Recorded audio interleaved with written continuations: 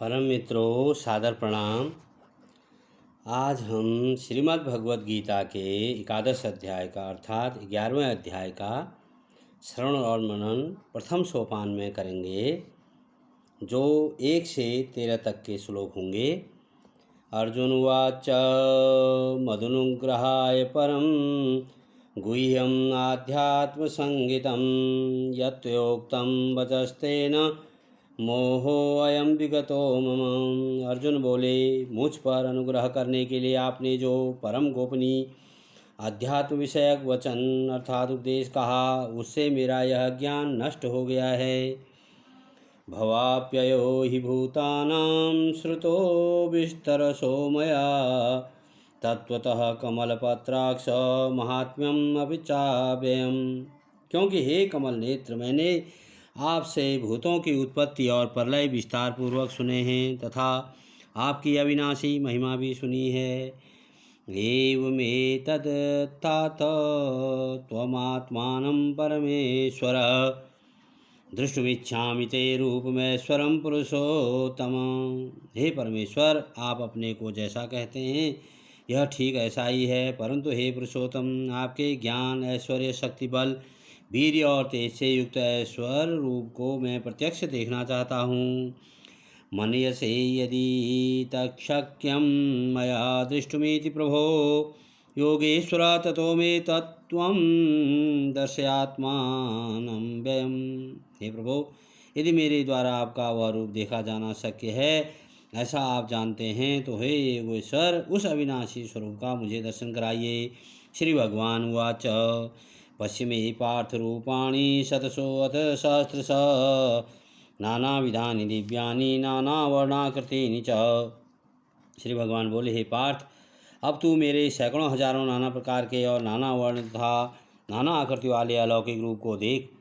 पश्यादित्यान् वसन् रुद्रान् अश्विनो मरुस्तथा बहून्यदृष्टपूर्वाणि पश्याश्चर्याणि भारत। हे भरतवंशी अर्जुन, तू मुझ में आदित्यों को अर्थात आदित्य के 12 पुत्रों को, 8 वसुओं को, 11 रुद्रों को, दोनों अश्विनी कुमारों को और 49 मरुदगणों को देख तथा और भी बहुत से पहले न देखे हुए आश्चर्यमय रूपों को देख। यह कष्टम जगत कृष्णम पश्चाद सचराचरम मम देहे गुड़ाकेश यच्चान्यद दृष्टुमिच्छसि। हे अर्जुन, अब इस मेरे शरीर में एक जगह स्थित चराचर सहित संपूर्ण जगत को देख तथा और भी जो कुछ देखना चाहता हो सो देख। न तु मां शक्यसे दृष्टुमनेनैव स्वचक्षुषा दिव्यं ददामि ते चक्षु पश्चिमे योगमैश्वरम्। परंतु मुझको तो इन अपने प्राकृत नेत्रों द्वारा देखने में निसंदेह समर्थ नहीं है। इसी से मैं तुझे दिव्य अर्थात अलौकिक चक्षु अर्थात आँख देता हूँ। इससे तू मेरी ईश्वरीय योग शक्ति को देख। संजय उवाच एवं मुक्त्वा ततो राजन् महायोगेश्वर हरि दर्शयामास पार्थाय परम रूपमेश्वरम। संजय बोल, हे राजन, महायोगेश्वर और सब पापों के नाश करने वाले भगवान ने इस प्रकार कहकर उसके पश्चात अर्जुन को परम ऐश्वर्य दिव्य स्वरूप दिखलाया।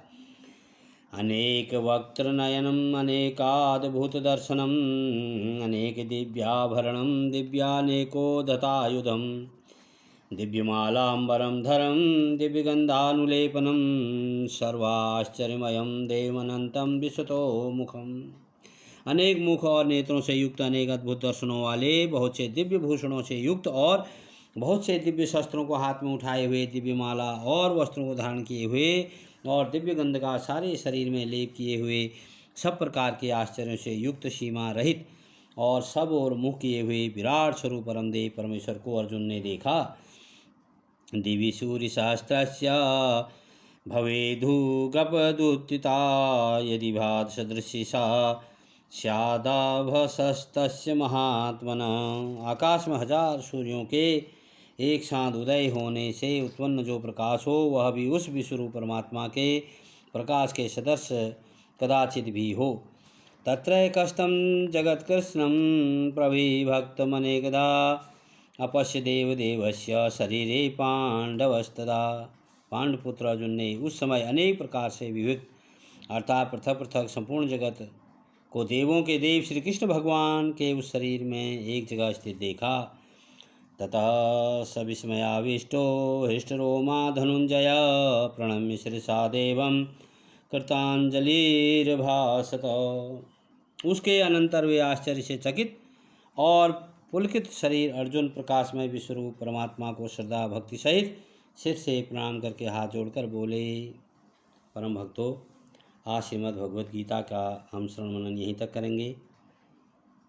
अगले दिन हम पुनः अध्याय का अध्ययन करेंगे। आप श्रवण मनन और अध्ययन करें और ध्यानपूर्वक इसे अपने शरीर में मनन करें।